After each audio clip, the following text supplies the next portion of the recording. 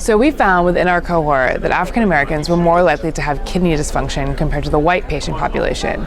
So this means that clinical trials that include eligibility criteria that exclude patients with renal dysfunction may be disproportionately excluding patients with kidney disease, such as the African American patient population. So from a more broad perspective, this means that eligibility criteria may be systematically excluding African Americans from clinical trials because they have a higher rates of renal dysfunction compared to the white patient population.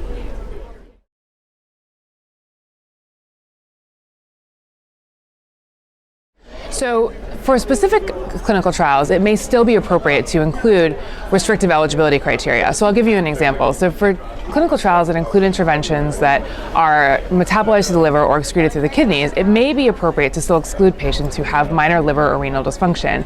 However, for other clinical trials, our outcomes suggest that it may be appropriate to relax those eligibility criteria and exclude and include patients who have minor renal or liver dysfunction, as their outcomes are not significantly different than those patients who don't have such abnormalities prior to the initiation of therapy.